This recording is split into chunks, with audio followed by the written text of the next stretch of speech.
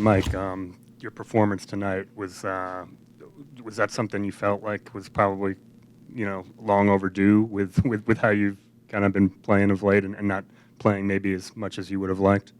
Yeah, I'm not gonna lie. It felt pretty good. Just kind of like the teammates have been real supportive and just helped me get through the hump of just not playing as well as I would like to play. But it felt good to get a good one in tonight. London, coach rarely puts a guy back in the game after he gets a second foul in the first half.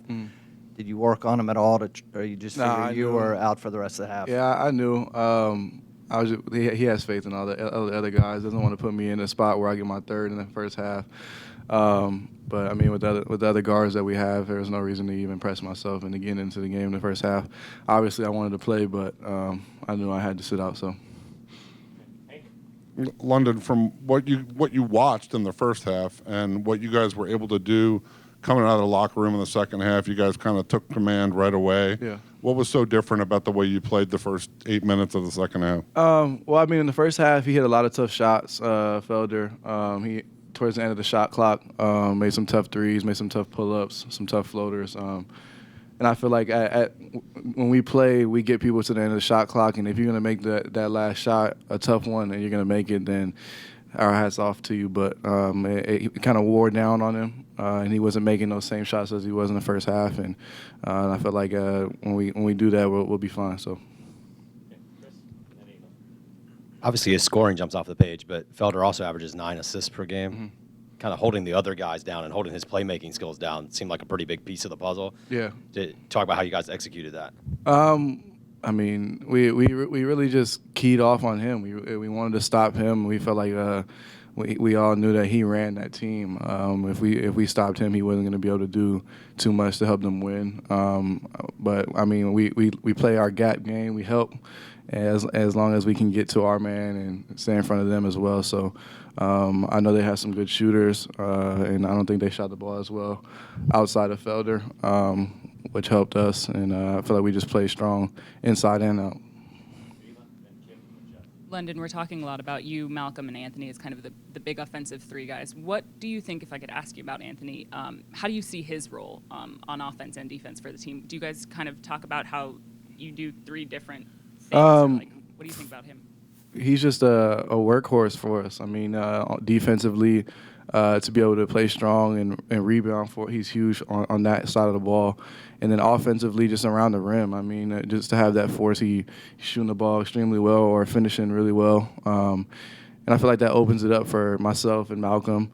But our inside game is huge, and Mike stepped up today as well. And I feel like Mike and AG going up against each other in practice is definitely helping a lot. And it might not be showing with Mike on the floor, but it showed today. So,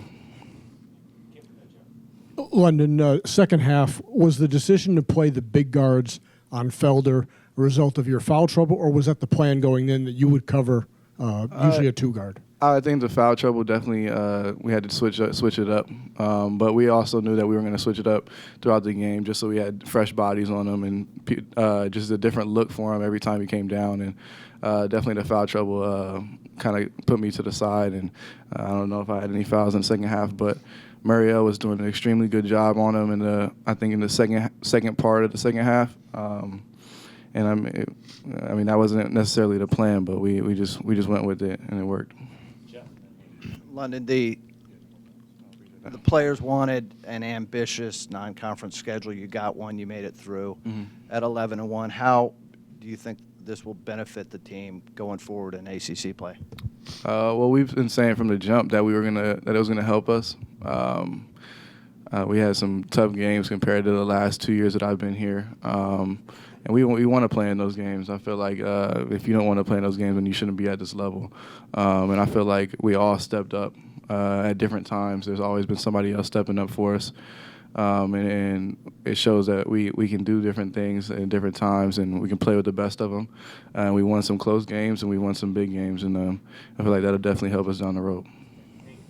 Mike, coach says you've been busting it in practice and working real hard and whatever.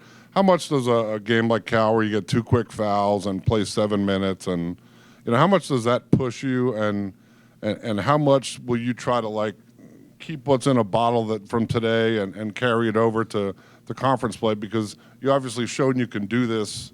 You just haven't been able to do it on a regular basis.